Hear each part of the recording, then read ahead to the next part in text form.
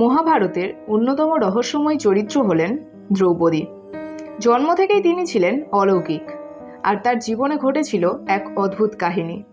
তিনি হলেন 5 ভাই অর্থাৎ পঞ্চপাণ্ডবের সম্মিলিত পত্নী। কেন ঘটেছিল এমন ঘটনা, আর তার জন্মের পিছনেই বা কী রহস্য ছিল, আর কেন তিনি 5 স্বামী স্ত্রী হলেন, আজ আমরা খুঁজে দেখব এই মহাকাব্যের সেই বিস্ময়কর অধ্যায়। নমস্কার, আপনি দেখছেন সনাতনী বিশ্বাস ইউটিউব চ্যানেল, যেখানে আমরা সনাতন ধর্মের ইতিহাস, শাস্ত্র আর কিংবদন্তির অজানা রহস্য উদ্ঘাটন করি। পাঞ্চাল নৃপতি ধ্রুপদ ছিলেন বড়ই দুঃখী। দ্রোণাচার্যের কাছে পরাজিত হয়ে তিনি প্রতিশোধের আগুনে জ্বলছিলেন। প্রতিশোধ নেবেন, কিন্তু তার জন্য চাই এক অদম্য বীর। তাই তিনি এক মহাযজ্ঞের আয়োজন করলেন। সেই যজ্ঞকুণ্ড থেকে প্রথমে বেরিয়ে এলো এক বীর পুরুষ ধৃষ্টদ্যুম্ন, যিনি জন্মসূত্রে দ্রোণাচার্যের শত্রু। আর সেই একই অগ্নিকুণ্ড থেকে উদিত হলেন এক অদ্ভুত সুন্দরী নারী, দ্রৌপদী। অগ্নিকন্যা দ্রৌপদী, যার জন্মই ছিল এক রহস্য। দ্রৌপদী ছিলেন অতুলনীয় সৌন্দর্যের অধিকারিণী, কিন্তু শুধু সৌন্দর্য নয়, তিনি ছিলেন দৃঢ়চিত্র, বুদ্ধিমতী ও গৌরবময়। তার চোখে ছিল জ্বলন্ত অগ্নির মতো দীপ্তি, কিন্তু ভাগ্য তাকে নিয়ে চলেছিল এক অনন্য পথে। সময় এলো দ্রৌপদীর স্বয়ংবরের। সেখানে রাজা ধ্রুপদ দ্রৌপদীর বিবাহের জন্য এক কঠিন প্রতিযোগিতার আয়োজন করলেন। একটি ঘূর্ণায়মান কাঠের মাছের চোখে তীরবিদ্ধ করা, সেই মাছটি একটি উঁচু স্তম্ভের উপর স্থাপন করা হয়েছিল, এবং প্রতিযোগিতে মাছটির প্রতিফলন দেখে মাছের চোখে তীর মারতে হতো। বলা হয়েছিল যিনি এই কাজটি সম্পূর্ণ করতে পারবেন তিনি দ্রৌপদীকে লাভ করবেন। বহু রাজপুত্র এলেন, কিন্তু কেউ সফল হতে পারলেন না।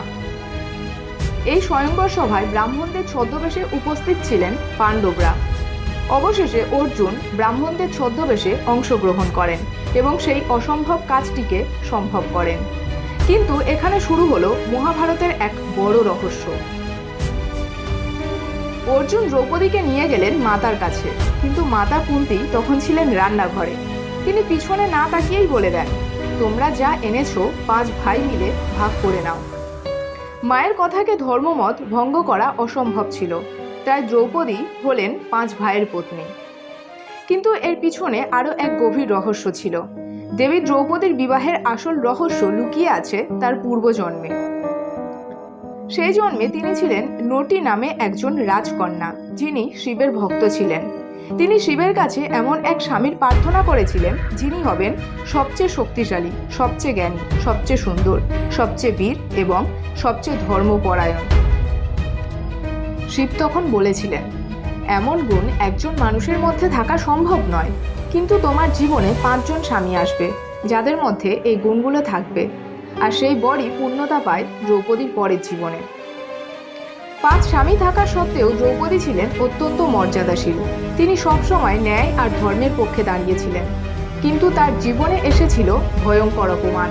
কৌরব রাজসভায় দ্রৌপদী চিরবস্ত্র হরণের চেষ্টা করা হয়। সেই দিন তার অগ্নিজ জন্মের শক্তি তাকে রক্ষা করেছিল। কৃষ্ণের কৃপায় দ্রৌপদীর আবরণ অসীম হয়ে ওঠে। দ্রৌপদীর জীবনের প্রতিটি অধ্যায় যেন এক রহস্য। তার জন্ম আগুন থেকে, তার 5 জন স্বামী, তার অপমান, আর সেই অপমান থেকে কুরুক্ষেত্রের যুদ্ধের সূচনা হয়। এক কথায় দ্রৌপদী মহাভারতের কেন্দ্রবিন্দু। দ্রৌপদীর জন্ম যেন রহস্যময়, তেমনি তার জীবনের প্রতিটা পদক্ষেপই আমাদের কিছু না কিছু শেখায়।